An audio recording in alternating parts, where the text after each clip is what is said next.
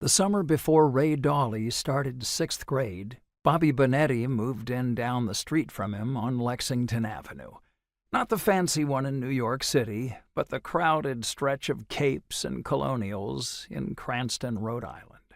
The neighborhood was called Eden Park, which Ray always thought was kind of dumb because the place didn't look like a park at all, except for maybe the pond at the bottom of his street, but even that was polluted, everyone knew.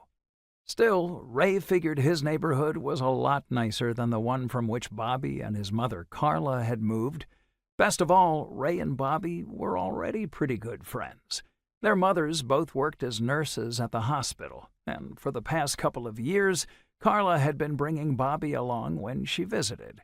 Ray had never gone to Bobby's house, though, some Dago triple-header, Ray's father called it, over in Silver Lake, a blue-collar Italian-American neighborhood west of downtown Providence. Carla usually brought pastries from some bakery there, and after Ray and Bobby stuffed themselves, they would play outside while their moms smoked cools and gossiped over Gallo wine. Carla also had a side hustle painting welcome signs, most with flowers, some with cats, and when she brought them over, Ray's mom would always buy one. "Another Carla Bonetti masterpiece," Ray's dad would grumble when he came home from work. "How much that gypsy take you for this time?" "She's been through a lot," was all Ray's mom would say before tossing the sign into the coat closet with all the others she'd bought over the years.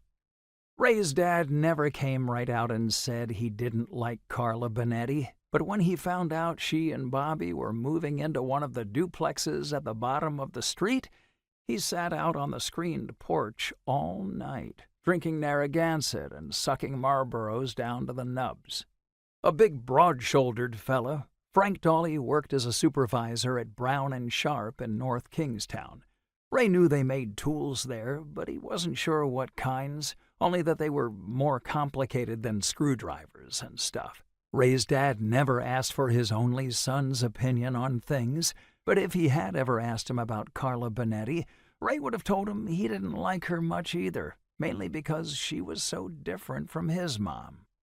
Sue Dawley was plump and fair and wore her sandy blonde hair in a bun, even when she wasn't working. She had a gentle, breezy way about her, whereas Carla Bonetti giggled too much and smiled as if she knew a secret or something. Ray figured she was pretty, in a way, with her black hair falling in thick, wild ringlets about her shoulders, but her eyes were dark and restless. She was also the skinniest woman he had ever seen, her bony arms wrapped tight with bulging veins that always made him think of needles.